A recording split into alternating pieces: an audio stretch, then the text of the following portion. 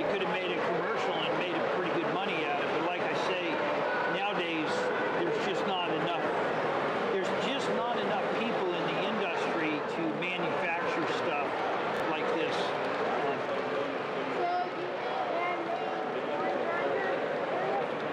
And corn grinder, what? I think it's like sand. Well, this is actually ballast from the woodland scenes, plus a few other chunks that just roll down there. It's always interesting when a spider web comes out.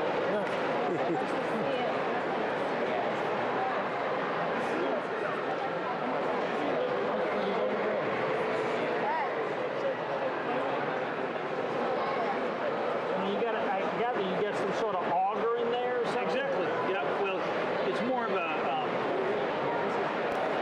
paddle wheel. Paddle wheel, The okay. auger would have same idea, thing rotating that Just to push it. pushing. Yeah, yeah, yeah.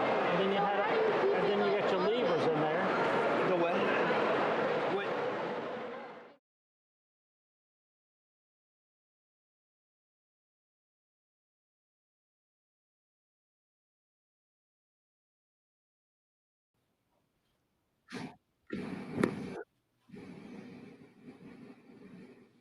I'm hot.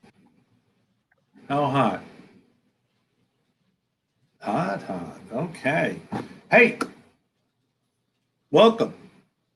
It's August 5th, 2020. Welcome to Model Railroading Live. This is the #1 model railroading show in the world. Really is. It really is in the world. And before we start, I want to give a shout out to all these guys that are out here right now. We got you on Naked. Hello. Ari McKeever. Hey, Ari. Robert Holman. Hey, Robert. How are you? Dwight of Northern Star. Say hello, Johnny and the crew. What's new tonight? Thank you. Ray Bobel. If anybody's got a chance, check out Ray Bobel's. I can't see my picture, John. Is that are we streaming? Oh, okay. Because I can't see it on the thing here. Anyway, back to Ray Bobel. I'll take my glasses off. Okay. Hello, Ray Bobel. Ray Bobel's out there. If anybody had a chance, go check out his channel. He has a nightly or a weekly commentary about his railroad and general repairs and everything related to model railroad. He's a one-man show, and he's very, very informative and entertaining. Andrew Gilmore is in the house from down under in Australia, so we know the world's not ending because it's already tomorrow, already in Australia. John Arthur's here. Hey, John, welcome aboard. Arian Gadsden's in.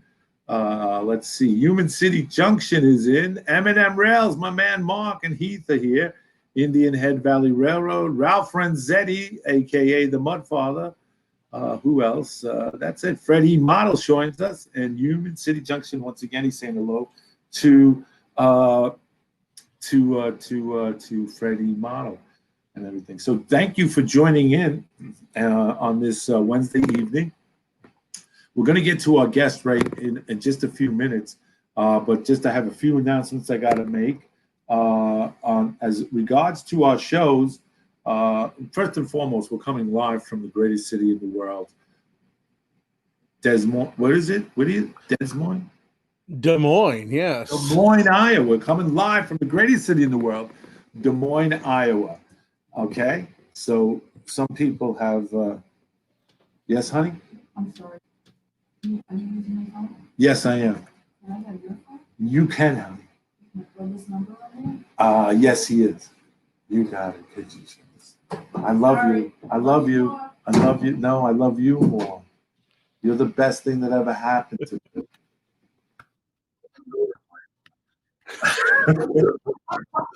Okay. Yeah. Well, we're broadcasting live from the greatest city in the world, Des Moines, Iowa, via Staten Island, New York, via Georgia. So there you go. I just want to point out that our guest tonight is Dustin Hoffman. Say hello to everybody, Dustin. Hello, everybody. How's it going? There we go. We're going to get to Dustin in a minute. Just want to make this a few announcements. Johnny's going to be back. Johnny's Train Talk Show is going to be back on September 13th at 9 p.m. Eastern Standard Time. That's where you guys can come in. Like, you know, the standard here is come in and do this whole thing. pull up a chair down at Johnny's Train Store, his general store right there, pull a nice cold soda pop out of the freezer, sit down, talk trains. If you want, you can bring and brag because it's safe here. Don't have to worry about the 6 feet rule. We got a video thing here, so if you guys want, you can do that too. That's going to be on September 13th. This Saturday, August 8th at 9 p.m. Eastern Standard 9 p.m. Eastern Standard Time. All our shows are 9 p.m. Eastern Standard Time, just so they get that out there. Let's see. We're going to have the Railroad Empire, how we build them, and they're going to be talking about scenery composure and structural building, putting structures and building on them. The Four Amigos, that's Robert, that's Tim, that's Lloyd, and that's Andy, are going to be the host of this show. And if you got questions, I'd go back to the last show and watch it, even if you skip through it, you know, just to get some idea. If you got some questions, they'd really like to have you guys participate in that. And it is a participating kind of event. They really like you to be involved and ask some questions. I mean, there are a couple of you guys out there doing it, but you know, if you want, you know, please do, because they put a lot of effort into this, and they put a lot of you know, time and research into doing it. And so far, I think the shows have been pretty. It's going to be a 10-part series. I think they're up to number 8. This would be number 8. So and stuff like that. Oh, I hope everybody's all right. I want to share something with you before, Dustin. We're definitely going to get to you. Don't worry, buddy. It's not like I'm ignoring you. I would never ignore you. You're one of my famous.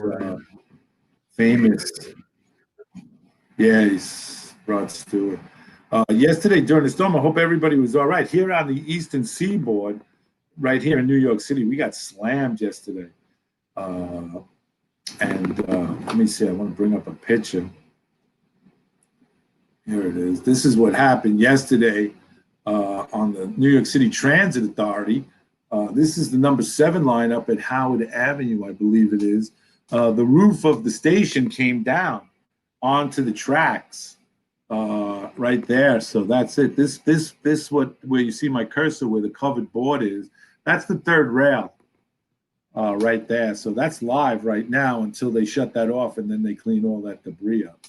So that happened there, and then there was this little mishap that happened yesterday too. Let me see if I can get it on the screen for you.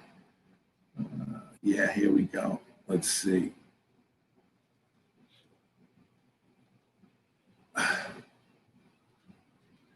Yeah, this is also the number 7 line at a different station. This is the catwalk where the track maintenance or motormen have to walk. And this pulled up on the side of the running rail here, right here, it just blew right up. Now, here's the motorman in the cab. Now, if this was me and the motorman, and I called this in, the command center would most likely come back and say, yeah, motorman, train operator, you think you get down there and push that aside, get that off the running rail? And I'd say, yeah, let me give it a shot, command. I'll see what I can do. Then I'd sit there, pull out a piece of gum, unwrap it, chew it, clip my fingernails, probably even clip my toenails. And I'd wait and wait and wait. Then I'd get back on the radio. I said, command center, come back in for the number 7 line that's stuck outside the station with that catwalk all over the rail. I said, I tried it, command center. It's a little too heavy for me to move. Better send help. And that's what they would do. What happened yesterday out here in Staten Island, we kind of got a little wet. And everything was starting to get a little crazy here. But other than that, it was good. And just one more thing. Just want to give a big shout out to buddies of mine, Jose, and Logan, and their dad, Juanito. Hello out there to you guys. I hope you're watching. This is a big shout out to you, Jose and Logan, and to you, Dad, Juanito. Good to have you aboard. I hope you're here watching.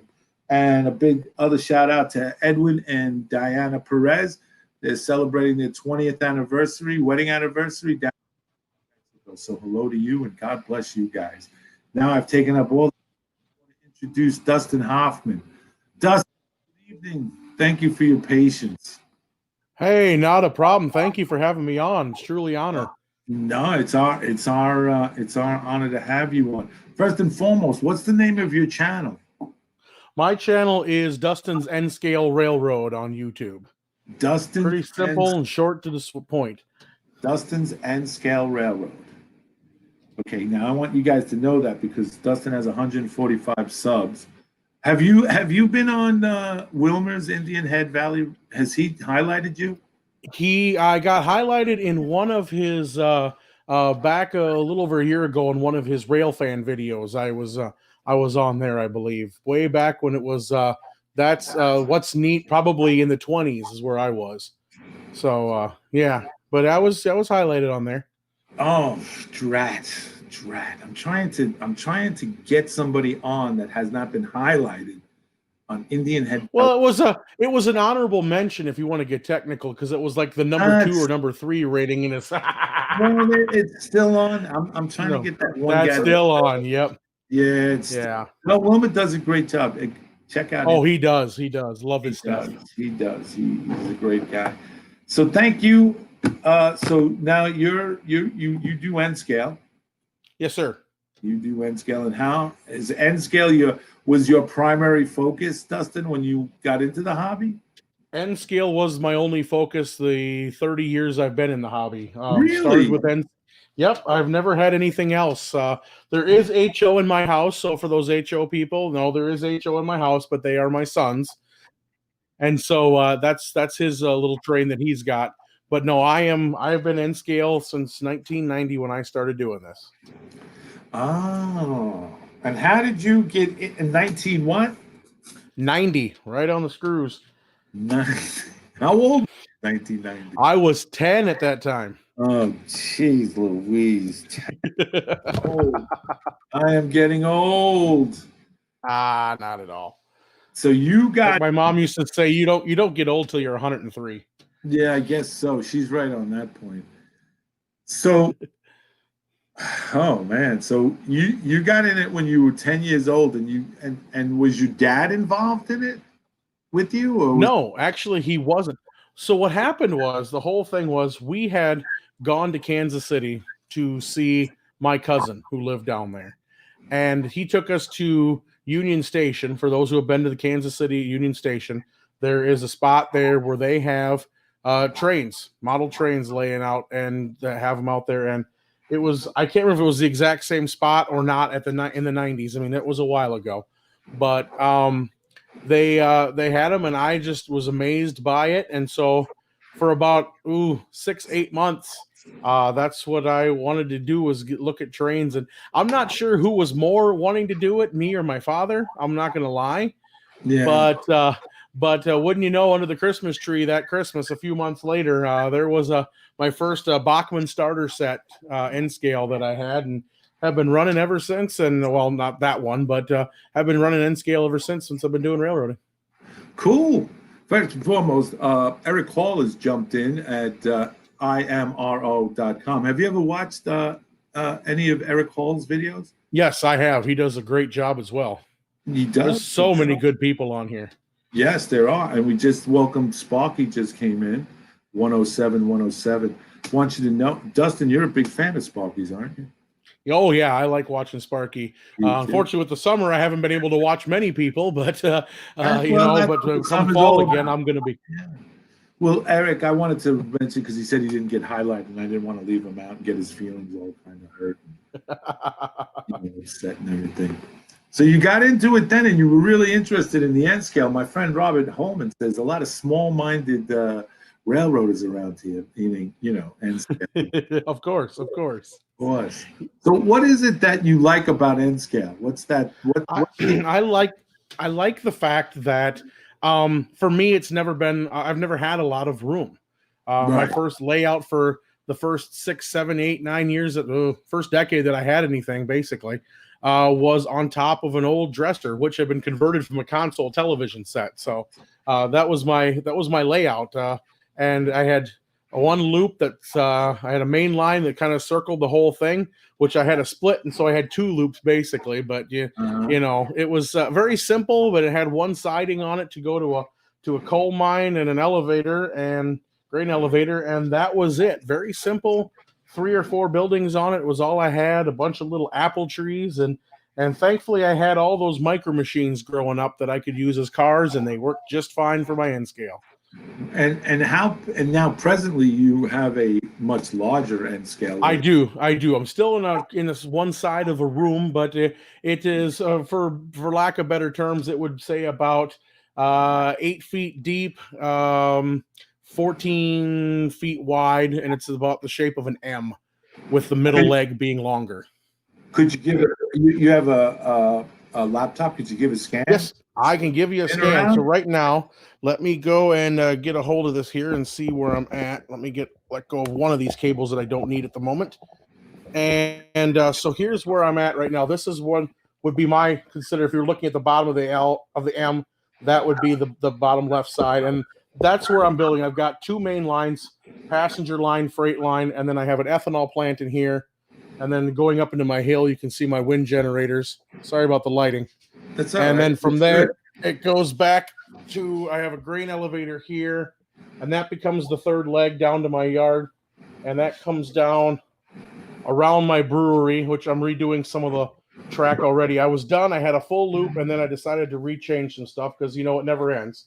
Yes. And then you can see in the back there, that goes off the hill and into what will be like the edge of a city. And then there's a taconite plant way in the back. But yeah, that is what I have. It's the shape of an M. The other side is 8 foot by 4 foot, and I can get at it from both sides. And then this side is 6 foot by 4 foot, and I can get at it from both sides. Can you get to where you're standing now? Can you get to the back where the backdrop is? Yes, sir. I can do that. I can reach over and touch it. No problem. Okay. In fact, there's a hill back here. I did all of that from the front side. Oh, okay. It is only about 6. It's only about 2 feet deep there. Really? Yeah, it's only about 2 feet that I can reach across and touch the wall. Oh, that's like cool. That's cool. Yeah. And in regards to what kind of track do you use? What delay? I use Atlas Code 80.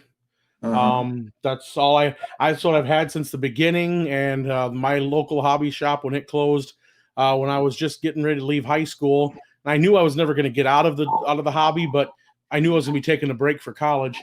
They were closing about the time I was getting out of high school, and so I picked up. I was picking up Flex Track for about 50 cents a stick, so you couldn't go wrong there. So I cleaned them out right then and there, and so yeah.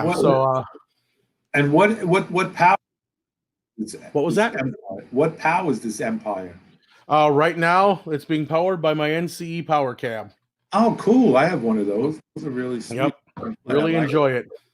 Come a long way since my little DC power pack. Yes, hasn't it? Yeah, but I still have it. It's powering auxiliary stuff, or will be powering auxiliary stuff when the wiring gets finished. So I have that as well on my layout. I use it to do the lights and other stuff on the layout as well. Isn't this amazing how we're in YouTube here? 25, 30 years ago, we would never be able to do this. Oh, no kidding. It's amazing. I mean, the only thing you had was Model Railroader magazine at the time. That's it.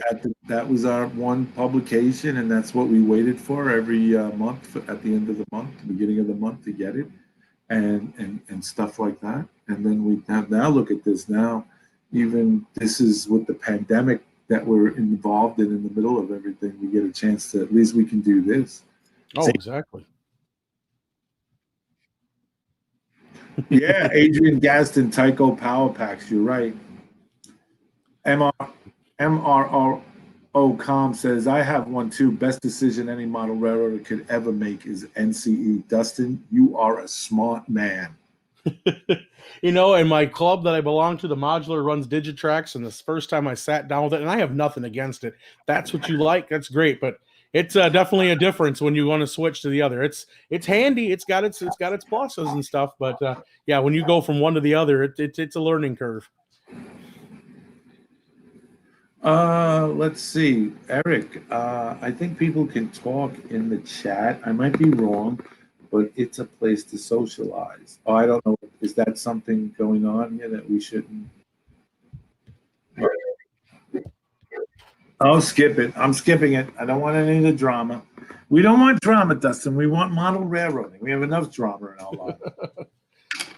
I suppose with a name like Dustin Hoffman, I bring drama along.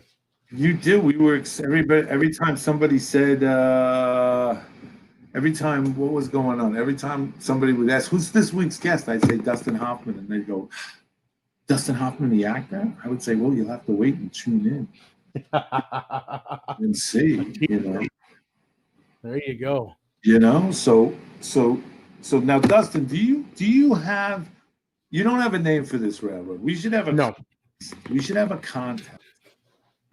And anybody who wins, you should give away $1 million.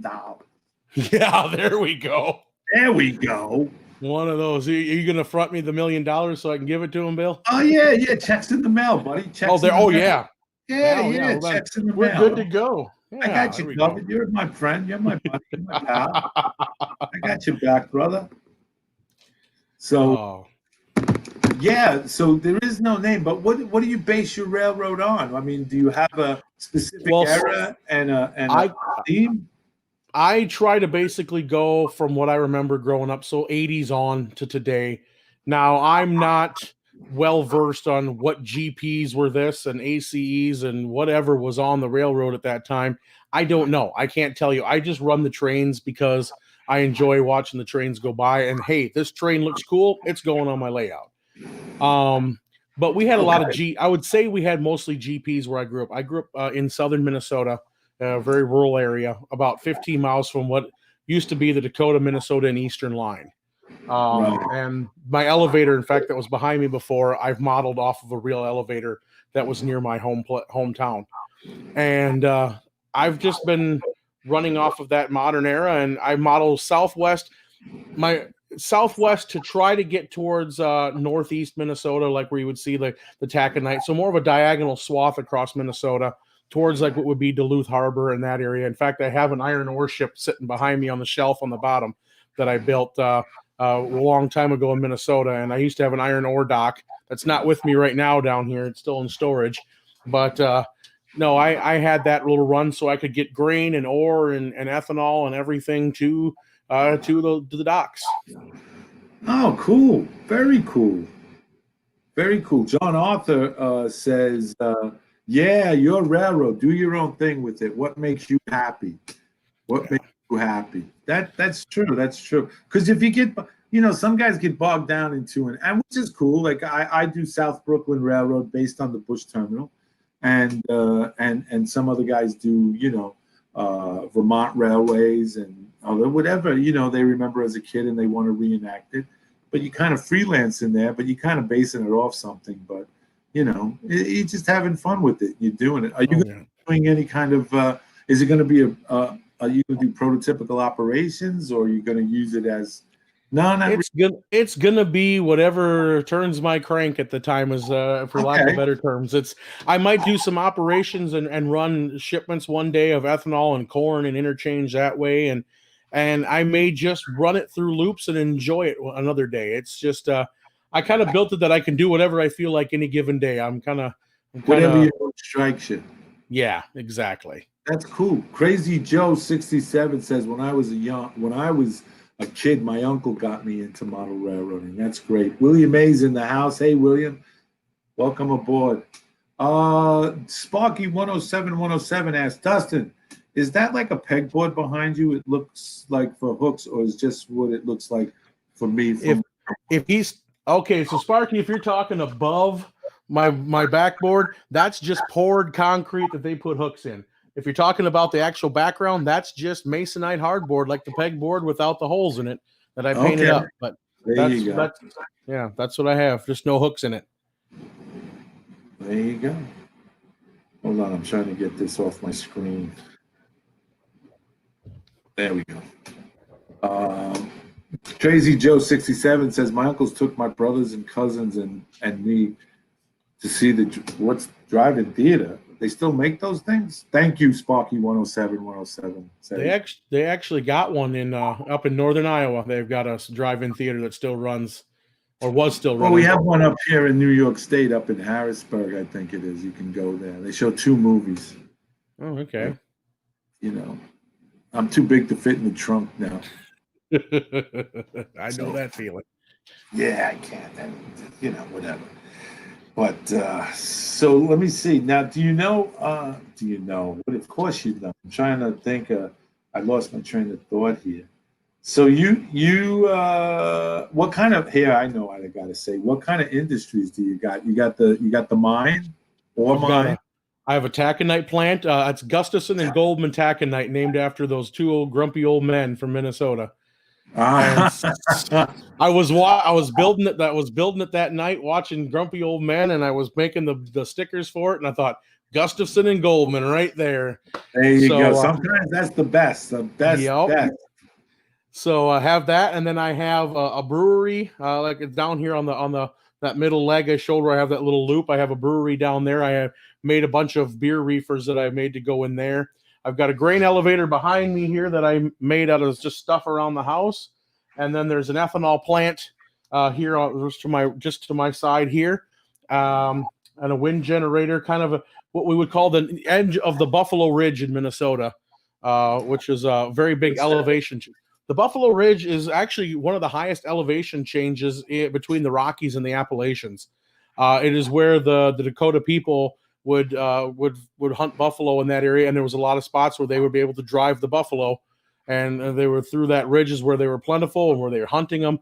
The Pipestone National Monument is right there.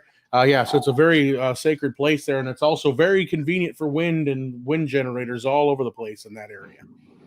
Ah, sweet. So now you do that. So you got what, 1, 2, 3 industries on your 4 main industries, and then there's going to be little side industries like a lumber yard and stuff like that. But there's 4 main stops basically on here that they can interchange with. Okay. So let me see. I'm going to go back to my original question.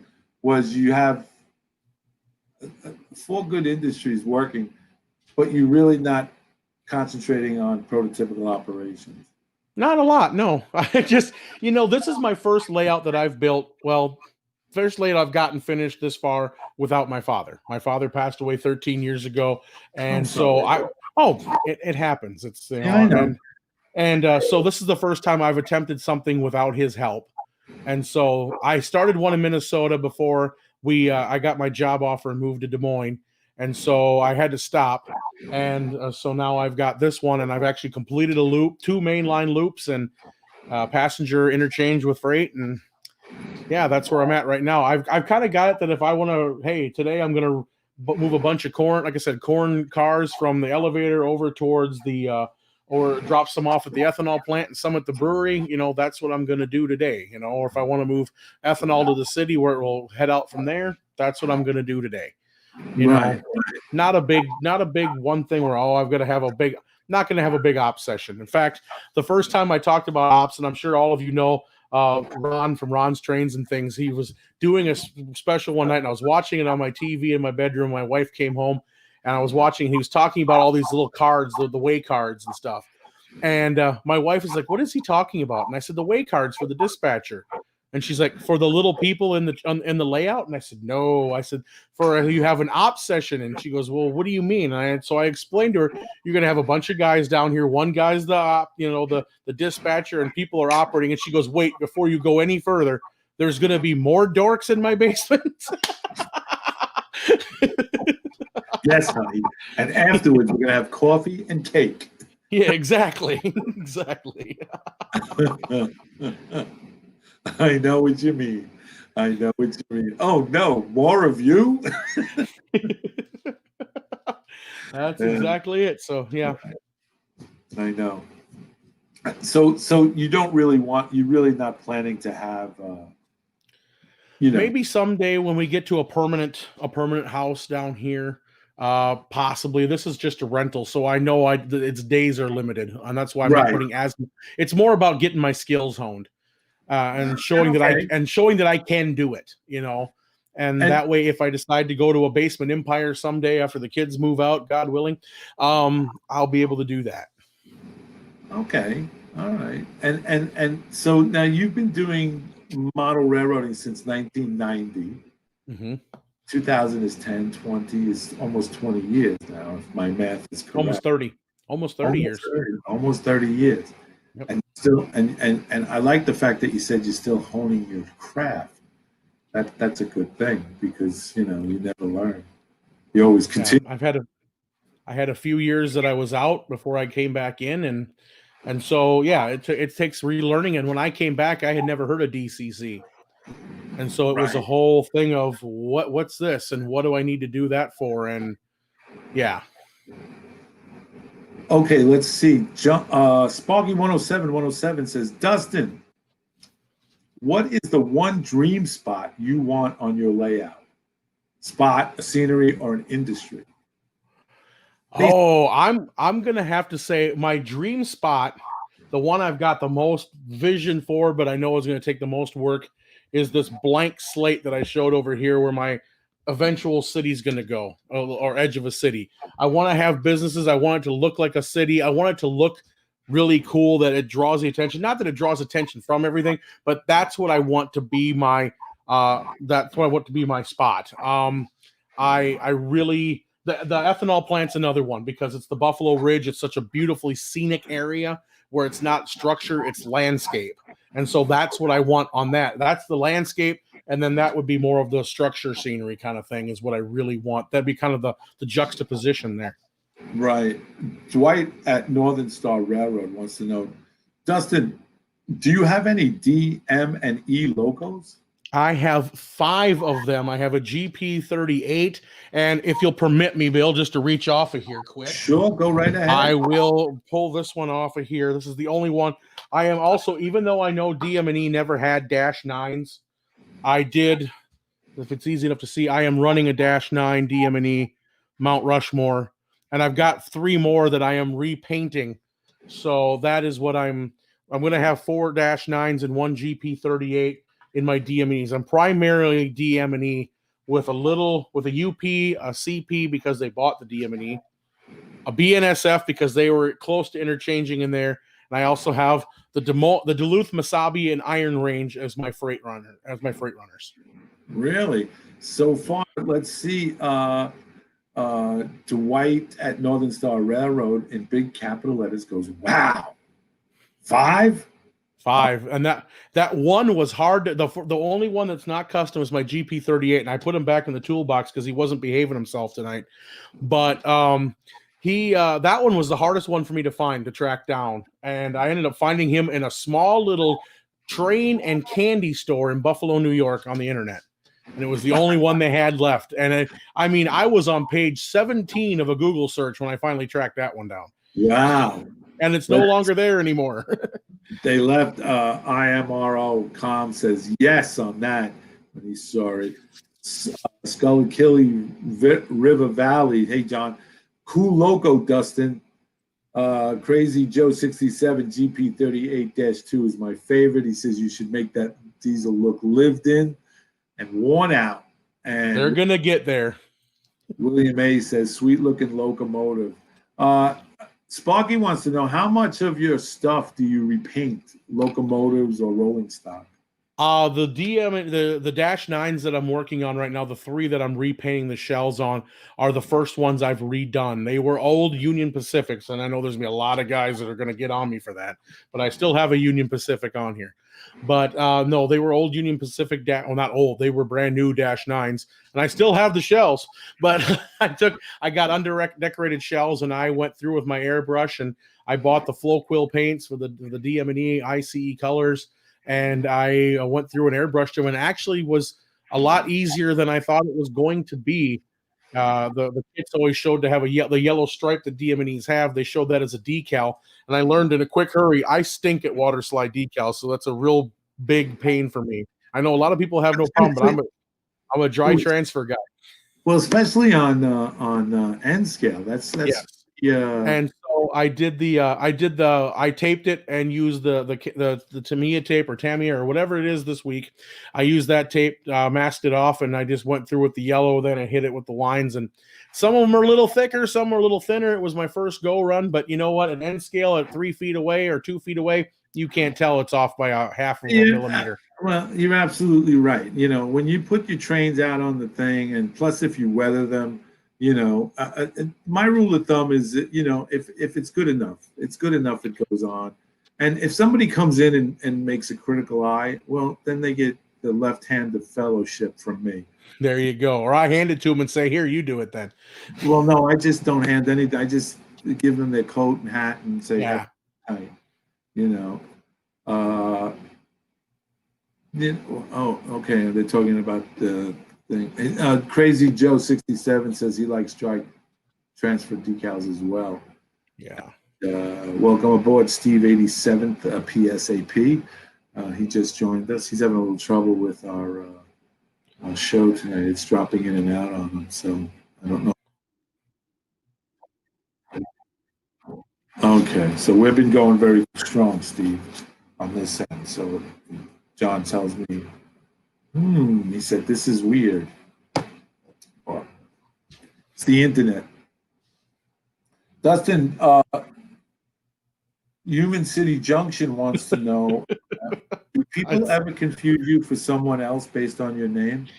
If I had a nickel for every time that happened, I'd have a bunch of nickels. Let's put it that way. It doesn't happen as much as it used to, but it still happens. Well, that's because the generation. Yeah. And he isn't doing much, but he's 80 years old. He doesn't have to. Right. So as the generations go, one time my cousin in the 80s used to use it as a pickup line in the bars that his cousin was Dustin Hoffman. Let's see. People that it's a generation. He looks DJ of DJ's Train. I'm a little confused. No, I don't think so. You ever see DJ of DJ's? Oh, yeah, I've seen DJ. Yeah, I can kind of see it, but we're different enough, I think. Yeah, he's more soft spoken than I am too. Yeah.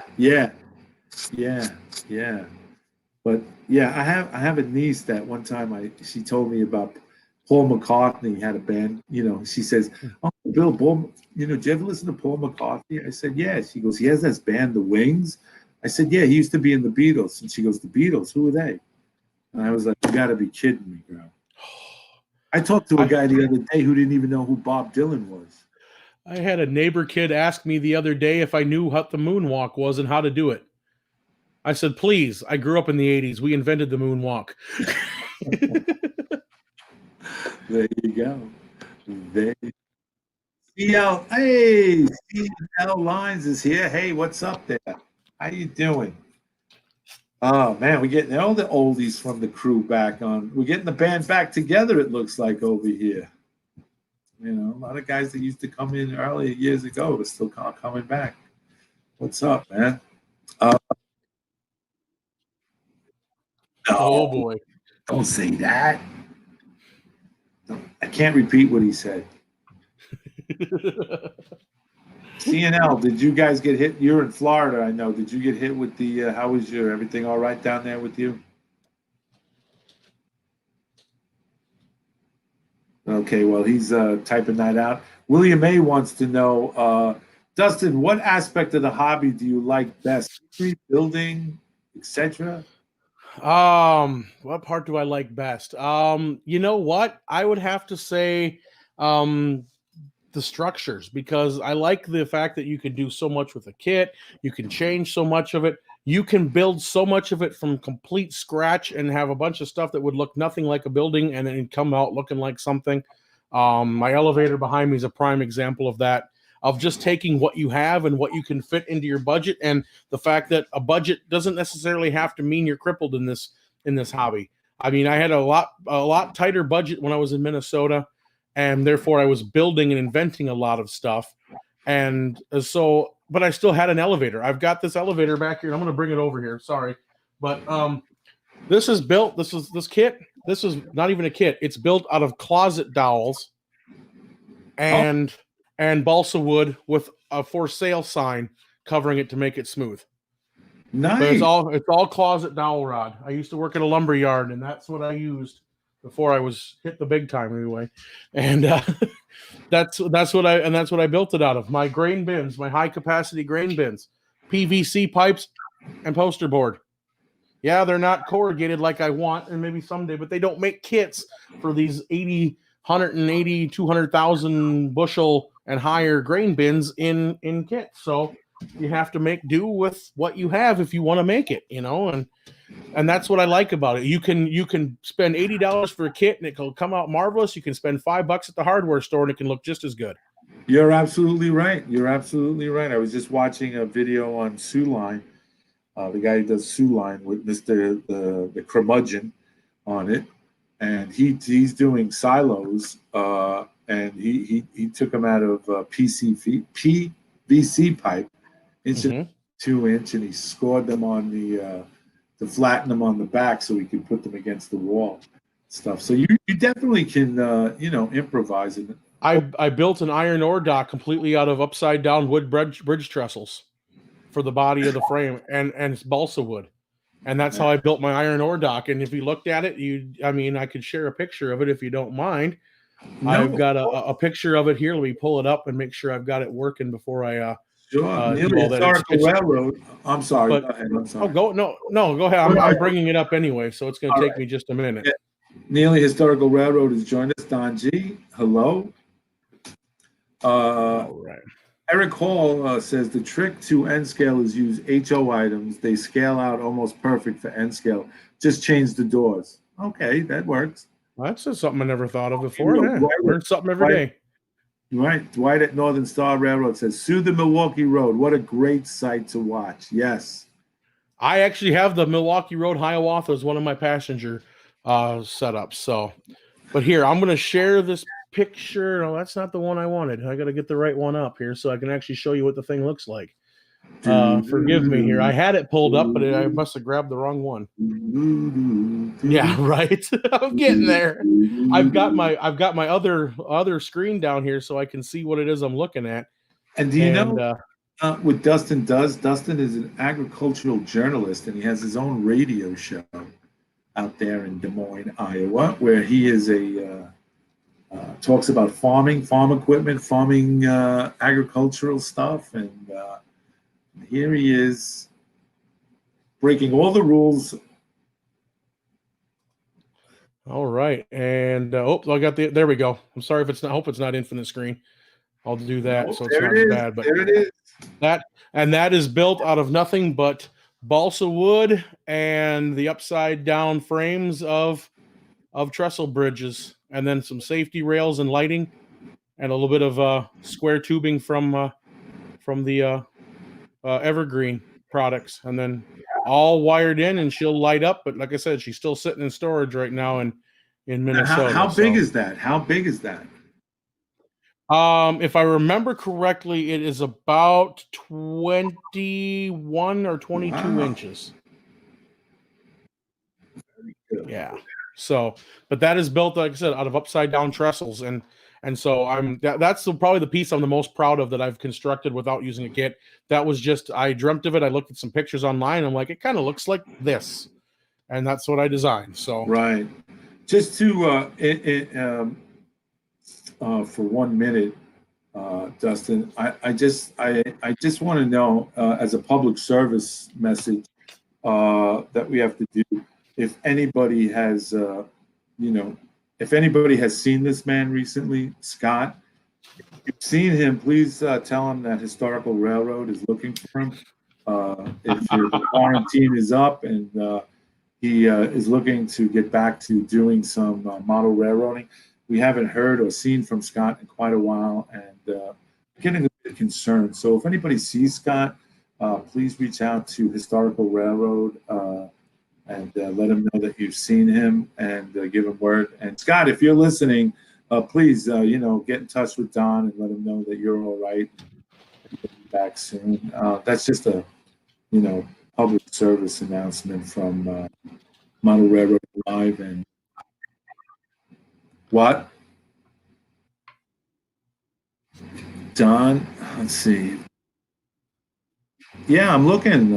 Don. Relax. I didn't get Don here. Yeah, he's not on my thing.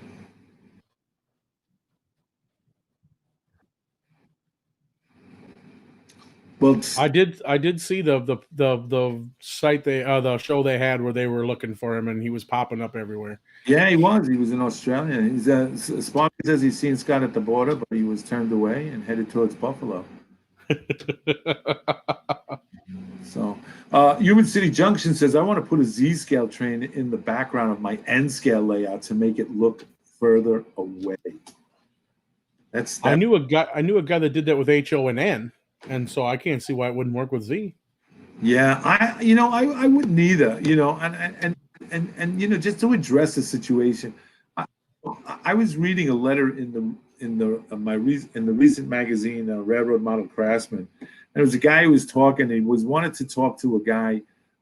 He wanted to do an interview with the guy that does O scale. And the O scaler, asked him what scale he ran, and he said HO. And the guy talking said that the guy that ran O scale hung up the phone right on him because he didn't want to deal with them. And then he had to call him back and let him know that he used to do O scale. And he has a Garden Railroad.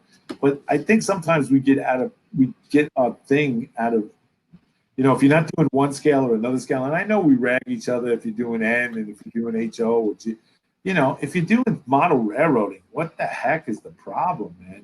And I've worked on the N scale. I never had one myself, but I've been and had, did operations on N scale. It's quite cool. John Train says, I have a crimping tool I bruise and use it to cut. It's a good point. John, I know what you're about to say, and I'm going to continue. John Train says, I have a crimping tool I bought and use cut up soda cans to make corrugated metal siding and roofs. I think it might work for your silos. Yeah, I've thought about that. I actually found a place that does N scale sheet metal and does ridges like that. And I looked at it and I had tried it. And by golly, I would need to have bought, I don't know how many bags of it to make it work. So that's going to be one of them things I might do down the road. But yeah, that is a good idea.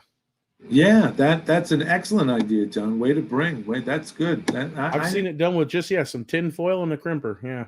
And yeah, he's right. That's right. John Train, very good. And here we thought you were just another good-looking guy. Who knew, John? Who knew? Adrian Gaston says, that's just stupid, I guess, about the comment I made about all the trains. They're just trains. They're all trains. John, right.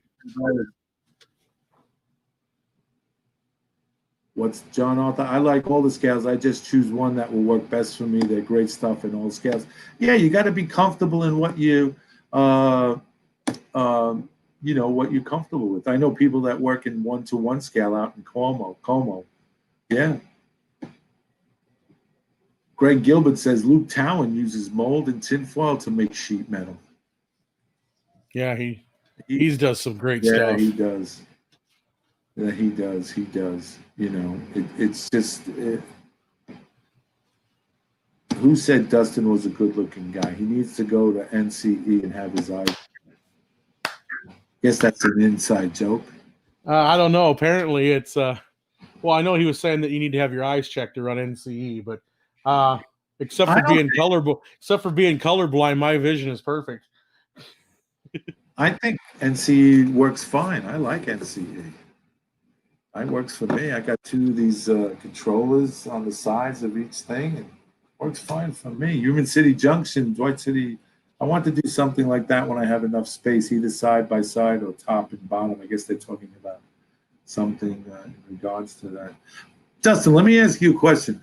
What's the best thing you like about running and operating and just being in model railroad? What's the best thing you like? It wasn't as much when I first started, but it's gotten there, and that's just the camaraderie of the community. Whether it's here on Facebook, the different things, it doesn't matter. There's so many guys out there that have a different skill set. I mean, you could have guys you got your Luke Towans out there that I could work for 500 years and not get to his level of work. But you can work alongside, you can talk with guys at that skill level, and you can talk to guys who are just beginning, who have just a loop on their linoleum floor. And it doesn't matter. It's a brotherhood for a lot of us that, we all have the same things no matter how big our layout is. But other than that, I would say sometimes just sitting here and watching my train go around in a circle and finally actually getting to watch one go around in a circle, even though I know I've got so much more to do on here. Some nights I could sit here for an hour and just watch the train go round and around. I hear what you're saying. Let me see. Steve 87th PSAP says, actually, here is a cheaper idea. Use heavy duty Reynolds wrap aluminum foil and use a fork and strike lines in it and wrap it around. I tried doing that. I kept tearing the foil. Oh, okay. Well, you got to be a little gentle on that. I know. That's hard with these big, incredible Hulk hands. Crazy Joe 67 says, wow, Dustin, you have a lot of rail being N scale in a large layout. Play on basically. He's making an ironic point, N scale, and then you have a big layout. So. Yeah, I get it. We got it. Nearly Historical Railroad says, I drag a screw over tin foil. Not sure it's the best way. Works. If it works, it's the best. John Arthur says, scratch building, repainting locos. Is there anything Dustin doesn't like in the hobby? Right now, wiring. That's what I'm doing right now. And I shouldn't say it's that bad. It's just all the making sure you've got it right, and you can't. I'm one of those that I like to, and it's a bad thing to have sometimes in this hobby. Like a lot of times this hobby is, I like to just put my head down, and go through it and get it done. And you can't do that on some things. Some things you can, like the construction of the bench work. You could just put your head down, afternoon or 2 days, you can have it done. But it's the wiring. You've got to be so careful with running the wire. And it's like you got to, if you're doing, like I'm getting ready to start wiring my switches and stuff here soon, where it's going to be basically run every single one individually to the control box, so I don't screw up and put it in the wrong spot. Yeah. Let's see. Human City Junction, my main man Heath up there in Manhattan says, Luke who? With a smiley face.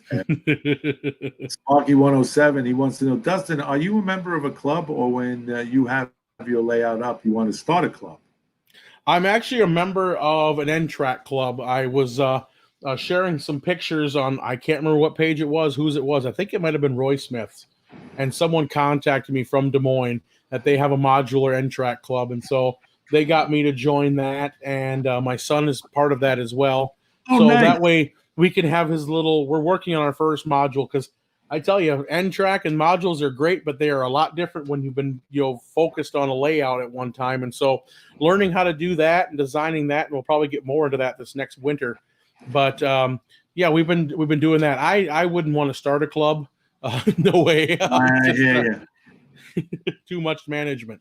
And Sparky also wants to know, how many people is your layout going to be set up for if you want to have operations? Just you or a couple?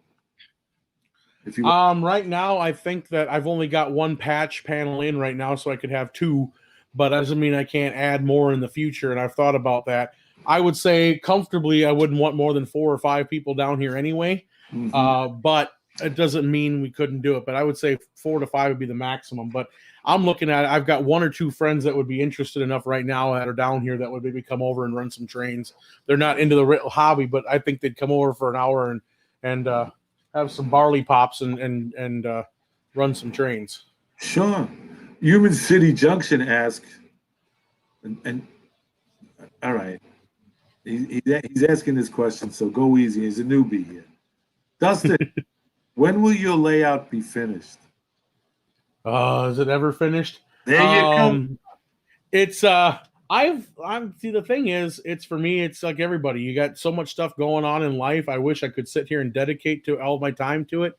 I've got a 9-year-old son and an 11-year-old daughter, so they take up a lot of my time. And like now, if this was be a normal year, I wouldn't even be in this room tonight. I'm normally not in the room from June till maybe in September. When the first frost hits, that's when I basically will start thinking about coming back in, because that's when I've got time. I mean, in my business and for what I do, this August is my busy month on a normal year, and I wouldn't even be looking at my train room. Right. We were fortunate to get you because you said that August was, August was your busy month in the 5th. August would be the time you had open for us, and that was, I greatly appreciate that. You made time for us, and stuff like that. Never finished, Sparky says. He's right. Never's finished. South Brooklyn Railroad is always continuously and is morphing and into something different and new and stuff like that. So the pandemic has, John Arthur says, so true, the pandemic has accelerated his layout and his progress. Sure. That is so true, because I don't think I was working on this. Normally, I wouldn't have been working on this anymore after probably April or May, when planting season starts for farmers, Right. because that's when I go to start going to work hard.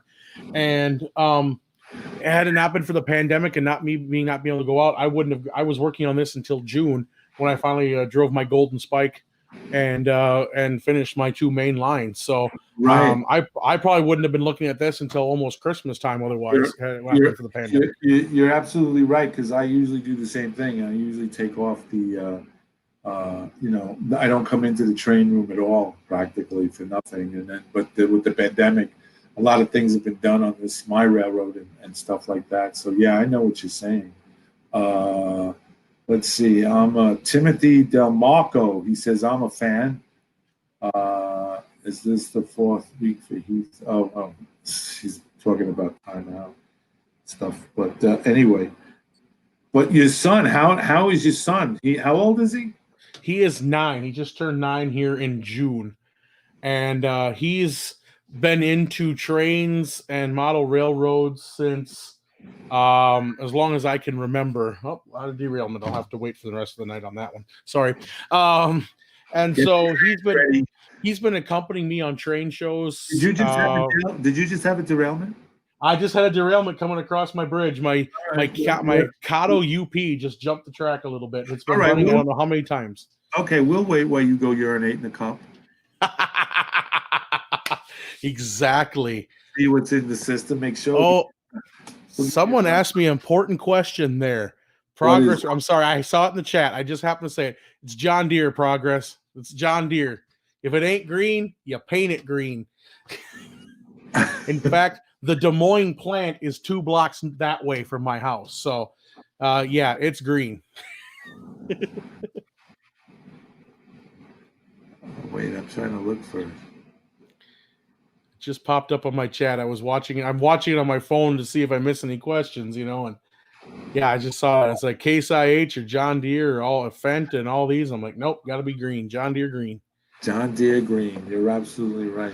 So he's fine, and you take him to all the shows. Yeah, he's been coming along with me to shows since he was about 3 or 4, and he's been a trooper. He got his own HO layout little loop that he got one year. We were at a show not too far. It was the only year they've ever had a show at that place, and he was looking at some stuff, and the guy just said, you know what, I got a pile of Bachmann Easy Track HO. He said that I'm not going to be able to get rid of. He said it's not doing any good. He goes, it's not bad. He goes, it's just I'm not going to be able to get rid of it. He gave him enough for a 4x4 loop, and we paid $10 for an engine at a swap meet there and a couple cars, and he was hooked. And so yeah, he's had his own little train. And behind me, it's hard to see, but he's got a little tabletop end scale that he has too, so that way he can bum some of Dad's not used buildings and a couple of his DC engines that my engines that I don't run, because I've got the DC engine right now that is 30 years old. It was my first one I got, and I would have to grind down the frame to make it DCC and all that, and I don't want to risk ruining it because it's that important. I would rather sit on a shelf and not run, but He can run it on that, and it works. It's still a little horse, that little Bachmann Santa Fe engine. He still runs like a trooper, so I let him run with it. Our good friend Frank DeLauro from New Jersey says he's colorblind. He can't operate a train. Oh yeah, something like that. Yeah. So if it ain't green, Robert Holman says fake it. John Arthur, start him young. He's right. Start him young. Mm-hmm. Crazy Joe 67 says, my friend painted his Harley Davidson John Deere green with the yellow. I would love to do that with my Harley, but I would afraid a lightning bolt would come down from the sky, because that was my old man's. He bought that for his 50th birthday, his Harley.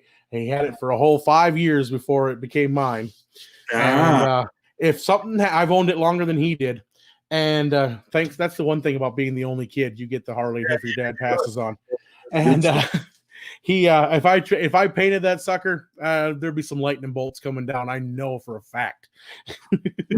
Hey, do you, John Arthur wants to know, do you do DCC conversions?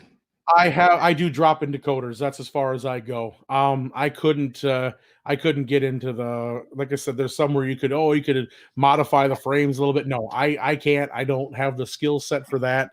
It's and that's where the colorblind comes in sometimes with the wires and making sure I've got the right ones. And it can be a bear cat sometimes, but Yeah, like I don't have the patience, and I've got these sausage fingers, which usually don't lend themselves well to N scale to begin with. But I'm not going to push my luck. I can do a drop-in decoder, no problem. Yeah, I got you. Sparky wants to know, Dustin, when and if you move, will space for a layout be a prime necessity to look for to determine the place you get? Yeah, it was when we rented. When we were looking for the rental unit, it was, we could get here, or this place is cheaper. I'm like, this place has room for a layout. Yeah, there you go. There you go.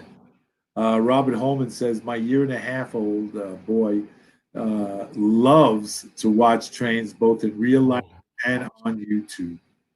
Awesome. And Robert also says you need to get those Kodachrome glasses.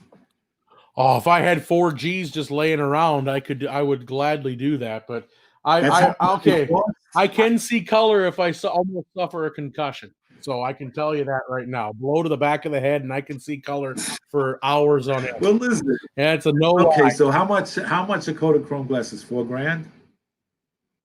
About $4,000. All right, so you know what? To me, it's not worth. So pay me $10. I'll stand behind you with a 2x4. There's a lot of people that have wanted to do that. I could tell stories of people that have been happy to do that. So Dustin, do you have any other hobbies? Human City Junction one. Yeah, I do. And that's another thing that takes time away from here once in a while. I obviously riding my Harley is a hobby in itself. I play golf. Not seriously. I just get out to hit the ball and take out life's frustrations. Yeah, I do that. I play some I'm a video gamer, not hardcore, but I like to play video games sometimes. And yeah, so I've got a eclectic taste. I also do a little bit of woodworking, a little bit. I haven't done so much here since we moved down to Iowa, but because I don't have all my tools here, there's some in storage. But yeah, I do have other hobbies, but this is my primary one, much to my wife's chagrin, even though this was her idea. Well, the layout was her idea? Well, getting me back into doing something was her idea. Okay. I had a hiatus from the hobby. I had all the stuff sitting in boxes in our house in Minnesota, and it was the night of the famous. Because now I'm in media, so you can't say these words out loud. The football championship game, the big game between the club from the Rocky Mountain state of Colorado and a northwestern Seattle area. They played a game in which the Colorado team looked like it hadn't even shown up. And about the second quarter, I was just so bored and frustrated with the game that my wife said, go do something. Like, there's a room downstairs not being used. Go clean that room and start building a train in there or something. And that's what I did. And now she's wishing that she had never said that. Let me see if I got some questions here. Okay. Oh, Robert Holman says, okay, boys, let's get this man a GoFundMe page for his glasses. Crazy Joe 67 says, my apartment is small, so my layout is small. He goes, nothing wrong with that. I would go stark crazy if I couldn't ride my child. There you go. Adrian Gaston says, you still see shades, so just train yourself to know what is what. Yeah, and that's exactly what it is for me, honestly. You know how in kindergarten you had those little pictures of this is red. Everything looks like a shade of gray. So it's different. So I can tell you what red is. I just don't perceive it the same. Yeah, he says, I know automotive painters that are colorblind. Oh, those are terrible when you get into shades. Yeah, very much so. But anyway, Dustin, thank you so much for being on the show tonight. No problem. I was honored to be on. Yeah, it was an honor for us to have you on, and we'll be back with you in the future to see how your layout's going. And hopefully it won't be going too much because hopefully you'll be getting a house soon. Hopefully soon, but yeah, gotta sell one in Minnesota before I can buy one in Iowa. So I hear you. I hear you. There's always the paperwork that gets involved. and trying to do it from a state away is not fun. I know. It's got to be a hassle and a half. Well, we want to thank everybody for tuning in. Just want to give you guys a heads up that Johnny's Train Talk show will be on. Next show will be on September 13th at 9 p.m. Eastern Standard Time. All our shows are 9 p.m. Eastern Standard Time.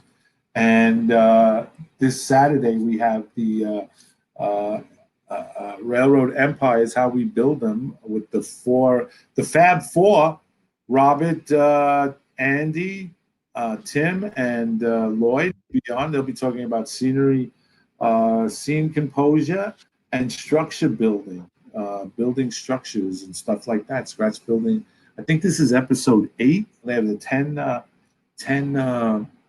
10-part episode, so they'll be on. And just to give you guys a heads up, they'll also be on at 9 p.m. Eastern Time.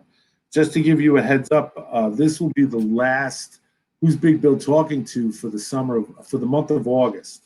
We're going to take the next couple of Wednesdays off to regroup, recalibrate, retool, refresh, and get everything done, because I got a honeydew list that you wouldn't believe.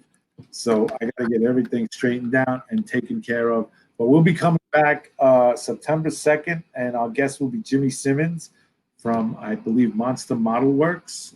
He'll be our guest. I think that business is coming back. I think he wants to revitalize it. So we'll have Jimmy Simmons on from Monster Model Works. So we'll be back September 2nd.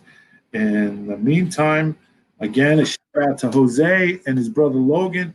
You know, before I finish, I want to just, you guys out there, I want to just tell you how much of an influence your YouTube videos that you make, whether you make and do content, or whether you have a talk show like this, similar like Sparky's, like Scarhally Valley, John, you guys out there. I just want you to know something, that you guys, we all make an influence, and we all influence somebody out there, okay? And I say this for a reason. I was at a surprise birthday party this past Saturday, and there was a gentleman there, and he came up to me afterwards, and he asked me specifically if I made the videos for South Brooklyn Railroad, and I said yes. And he says, my son watches you all the time. He's 11. That's the shout out to Jose and to his brother Logan. And I want you guys out there to know that he watches you. He watches you guys. He watches Sparky 107, 107. He watches Human City Junction. He watches N Scalers. He watches most of you guys. This is an 11-year-old. So know that when you go on camera and you think it's for nothing, and you whatever it is, you know, sometimes you're tired. Think that you know that you're influencing somebody. Dustin here was influenced by somebody. He's got 145 subscribers. We want to build his subscribers up. Not that he'll make $1 million.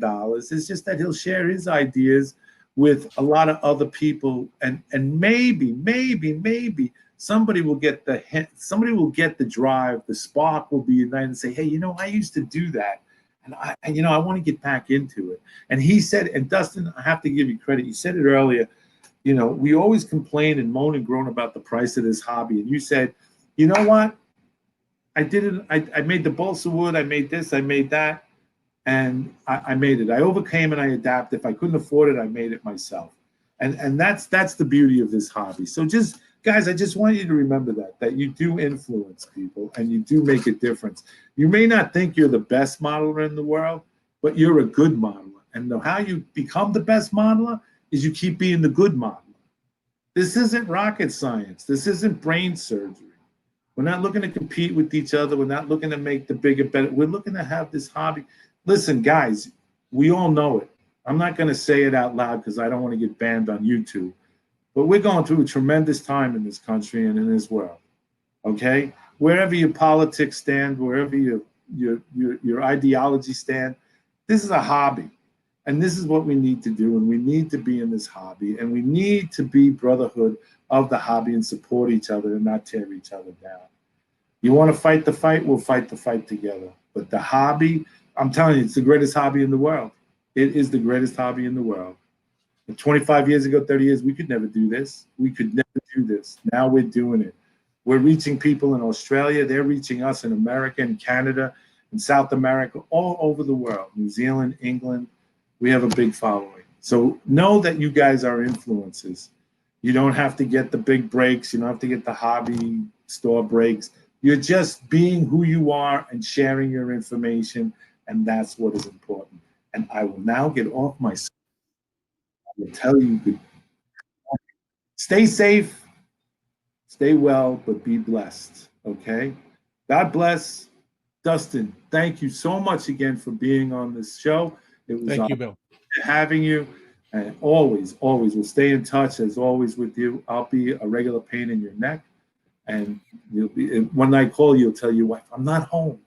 That's Bill. I'm not home.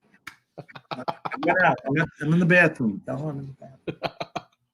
Anyway, you guys out there, you stay well. Keep looking, keep watching, because without you, we'd be talking to dead air. So be well, be safe, be blessed, and we'll see you on the radio. Good night.